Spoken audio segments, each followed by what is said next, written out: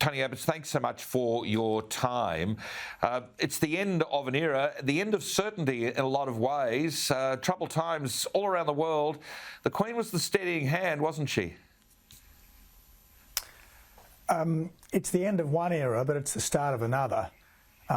It's a feature of our system that there is always certainty when it comes to the person at its apex, and we've known for 70 years that the Queen's successor would be King Charles, and that's exactly what we've got. And I'm more than happy to say tonight, the Queen is dead, long live the King. And of course, we mourn for an absolutely wonderful woman, but her fragrant example of duty and service, I know, will inspire her son, and I trust it will be an exemplar for all people everywhere for all time. You know, like you, Tony Abbott, I have a huge admiration for Her Majesty, privileged to have met her a few times. As young as 17 I was when I met her during her Silver Jubilee year, presented to her. Really exciting stuff you just never ever lose. The privilege that she had for her entire life really was about the privilege to serve the people. She was so warm, so genuine, so interested. Exactly right.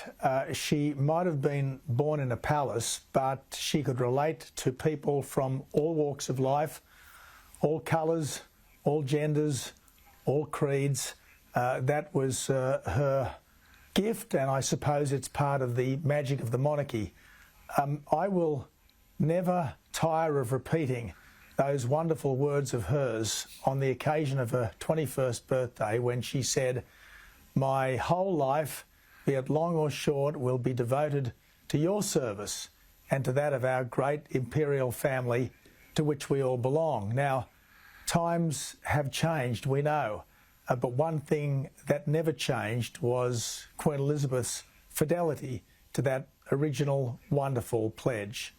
No doubt about that. And Tony Abbott, you may recall I was at one stage on the International Executive of the Commonwealth Parliamentary Association, a privilege to be part of that. But I saw people from the Pacific Islands, the Caribbean, from countries like ours, you know, Canada, the United Kingdom. Everybody had this universal view about it from the deepest, darkest parts of continental Africa. There was an authority about this woman, a reverence for this woman. She was by any means, for generations, the most powerful woman in the world. Exactly right. And one of her singular achievements, amongst many singular achievements, was securing the unanimous agreement of a very disparate group of Commonwealth countries that King Charles III will likewise be the head of the Commonwealth. And hopefully in 2 or 3 decades, King Charles III will be able to secure a unanimous agreement that King George VII will then likewise go on to be head of the Commonwealth, and I'd like to think monarch of Australia as well. Well, of course, and King William in between times. But look, the Queen Mother, Her Majesty's own mother, I think was actually always in her mind. And losing one's mother, I've been through it myself, is an enormous moment in someone's personal history. But Her Majesty the Queen Mother also famously said during the Second World War, as the Luftwaffe were blitzing the East End, and Buckingham Palace was bombed, she said, "I can now look the people in the East End in the eye." I mean, there was this common touch that was part of Her Majesty's DNA. Yeah, exactly right. But look, it's been, if I may say so, bred into the House of Windsor for generations. We've had a succession of exemplary monarchs.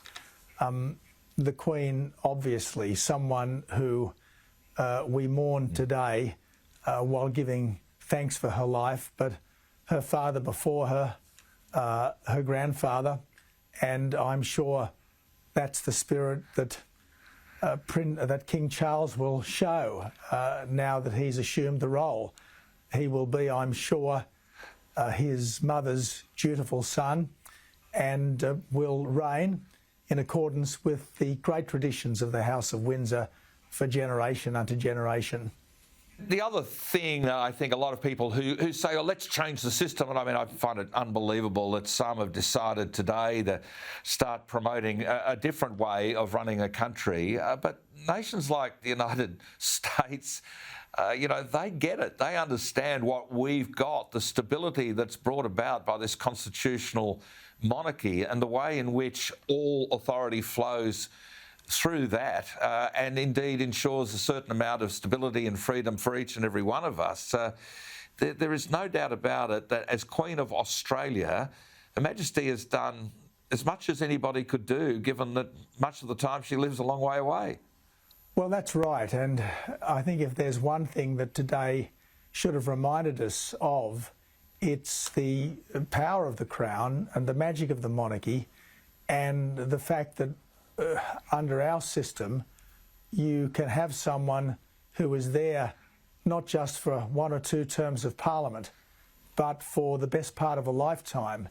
And there's no doubt that that brings with it a sense of constancy, a sense of stability, an affection and a familiarity which is all too often lacking in this tumultuous world. You know, many of us who care about these things noted that Her Majesty understandably declined after the passing of the Prince Philip. There is no doubt about it that she never fully recovered from that just awful moment of watching her husband of so many years just gone. And the fact that she had to mourn in many ways alone because of the great pandemic we've been through. True, Gary, true. But she wouldn't be the only spouse who was never quite the same again after the death of her life partner, her strength and stay, as she referred to Philip. And I guess that, again, shows the human dimension to the monarchy. It's a wonderful institution, but it's also, I guess, life in all its richness writ large before us. Personal anecdotes, times you've met Her Majesty, what are the ones that stand out in your mind as you join all of us who are mourning her passing today? You never forget any meetings with someone like the Queen. I guess I was always conscious of the fact that I was not just in the presence of a wonderful and engaging person, but I was in the presence of someone who had been part of history. At the end, she'd had 15 British Prime Ministers, 16 Australian Prime Ministers. She'd met 14 United States Presidents. Someone who has done as much, seen as much, and been as many places has a certain aura about them, a certain, I guess, a palpable sense of almost the transcendent. And I guess I was grateful and honoured to have the privilege of being in her presence. And one final thought, a reflection about that sense of privilege versus the importance of service. It seems awfully lost these days in public life. There are some, I think if people reflected properly, they would take the example of Her Majesty's lifelong service, maybe enveloped in an atmosphere of a sense of privilege for some around her, and apply themselves better. I lament this great loss of service in the minds of many who are elected well to serve. And also the loss of civility, because that was one thing that always characterised the Queen. She was always decent, always diligent, always dedicated. It was never about her. It was always about her God, her country, our country, and the people she was with. So there are many lessons in her life